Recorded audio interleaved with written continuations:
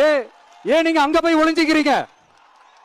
ஏன்னா தமிழக வெற்றி கழகம் டிவிகே சார்பா நீதிமன்றத்தோட நேரடி கண்காணிப்புல ஒரு சிறப்பு புலனாய்வு குழு விசாரணை அமைக்கணும்னு ரொம்ப ஸ்ட்ராங்கா கேட்டிருக்கோம். அதனால அந்த பயத்துல நீங்க ஒன்றியத்தோட ஆட்சிக்கு பின்னாடி நீங்க போய் ஒளிஞ்சுக்கிறதுக்கு காரணம், இன்னும் உங்களோட ஆட்சியில் இன்னும் எத்தனை அட்ராசிட்டிஸ், அண்ணா யூனிவர்சிட்டி கேஸ்ல இருந்து இன்னைக்கு அஜித் குமார் அவர்கள் கேஸ் வரைக்கும் எல்லாத்துக்கும் நீதிமன்றம் தலையிட்டு உங்க கவர்மெண்ட் கேள்வி கேட்டுக்கிட்டு இருக்கு.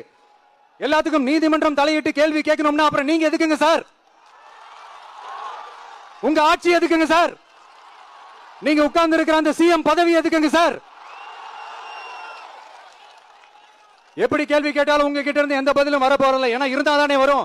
மேக்சிமம் உங்க கிட்ட இருந்து வர பதில் சாரிமா, தெரியாம நடந்துருச்சுமா, இல்லனா நடக்க கூடாதது நடந்துருச்சுமா, சாரிமா, அவ்வளவுதானே. இந்த வெற்றி விளம்பர மாடல் திமுக சர்க்கார் இப்ப சாரிமா மாடல் சர்க்காரா மாறிடுச்சு. இப்படி இருக்கிற இந்த இன்எபிலிட்டி கவர்மெண்ட் இந்த ஆட்சியை விட்டு போறதுக்குள்ள நீங்க செஞ்ச எல்லா தப்புக்கும் பரிகாரமா சட்டம் ஒழுங்க சரி செஞ்சே ஆகணும். இல்லனா மக்களோட மக்களா ஒன்னா நின்னு உங்களை சரி செய்ய வைப்போம். டிவிகே சார்பா அதுக்கு உண்டான அத்தனை போராட்டங்களும் எடுத்து நடத்தப்படும். தேங்க்யூ. திருப்பவனம் மடப்புரம் அஜித் குமார் அவர்கள் ஒரு சாதாரண ஒரு எளிய குடும்பத்தைச் சேர்ந்த ஒரு இளைஞர். அந்த சாதாரண குடும்பத்துக்கு நடந்த அந்த கொடுமைக்கு சிஎம் அவர்கள் சாரி சொன்னாங்க, தப்பு இல்ல. இப்ப அதோட சேர்த்து இதையும் கொஞ்சம் பண்ணிருங்க சிஎம் சார். உங்களுடைய ஆட்சி காலத்துல இதே மாதிரி போலீஸ் விசாரணையில 24 பேர் இறந்து போயிருக்கிறாங்க. அந்த 24 பேரோட குடும்பத்துக்கும் நீங்க சாரி சொன்னீங்களா? தயவு செஞ்சு சாரி சொல்லிருங்க.